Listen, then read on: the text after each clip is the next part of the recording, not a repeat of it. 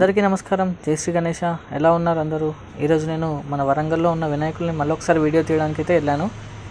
ఈసారి అయితే దాదాపు ఒక ఫైనల్ స్టేజ్కి అయితే వచ్చాయి. అంటే రూప్ అనేది తయారయ్యాయి. మట్టి విగ్రహాలు, దాదాపు నేను చూపించేవన్నీ మట్టి విగ్రహాలు. ఇక్కడ చూసుకున్నట్లయితే ఎన్నో రకాల విగ్రహాలు అయితే ఉన్నాయి. ఇదైతే మనకు శివ రూపంలో విగ్రహం అయితే కనబడుతుంది. అంటే శివునిలాగా పులి చర్మం కట్టుకున్నట్టుగా వినాయకుడు అయితే మనకు కనబడుతున్నాడు. ఇలా చాలా చాలా చాలా డిఫరెంట్ గణపతులు అయితే ఉన్నాయి. ఇవి కంప్లీట్గా మట్టి గణపతులే. ఈ గణపతిని చూశారు కదా మీరు, రాముడు, లక్ష్మణుడు, ఆంజనేయుడితో కలిసి గణపతి ఉన్నాడు. ఇది ఎంత బాగుందంటే అంత బాగుంది. ఆ పైకి గరుడ మంత్రంతో ఒకటి, ఇటు శివుడు పార్వతితో కలిసి ఒకటి, ఇలా చాలా చాలా చాలా గణపతులు ఉన్నాయి. ఇది ఏంటంటే సిద్ధి బుద్ధి గణపతి, అంటే ఇద్దరు అమ్మవార్లతో కలిసి ఉన్న గణపతి. ఇలా ఎన్నో డిఫరెంట్ గణపతులతో మనకి ఇక్కడ కనిపిస్తున్నాయి.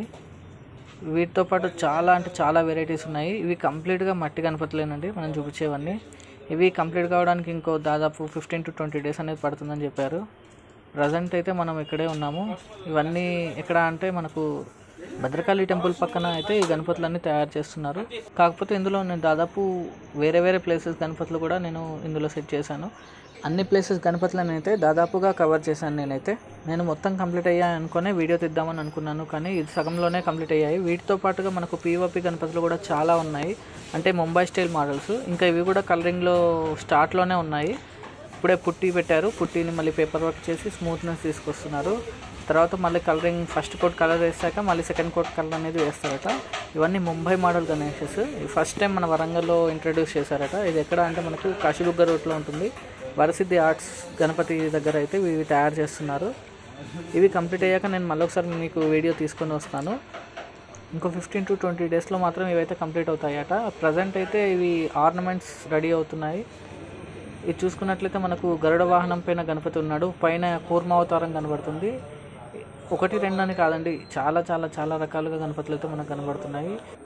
ఇది పుస్తకం పట్టుకున్నట్టుగా గణపతి, ఇలా కూర్చున్నట్టుగా గణపతి, ఇలా ఎన్నో విధాలైన గణపతులు మనకైతే కనిపిస్తున్నాయి.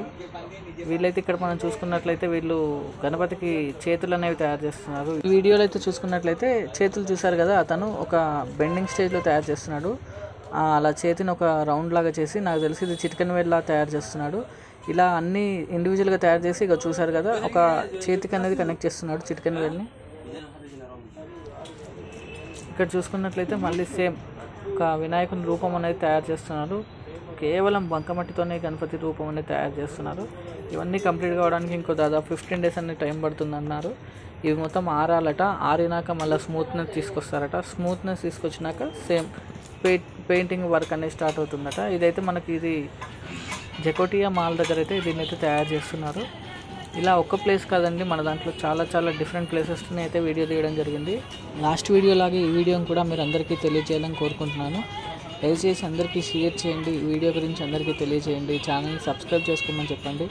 ఇవే కాకుండా మీకు ఎటువంటి వీడియోస్ కావాలన్నా నేను చేస్తాను. జస్ట్ మీరు కామెంట్ బాక్స్లో మీకు ఎటువంటి వీడియోస్ కావాలో చెప్పండి, నేను ఆ వీడియోస్ చేస్తాను.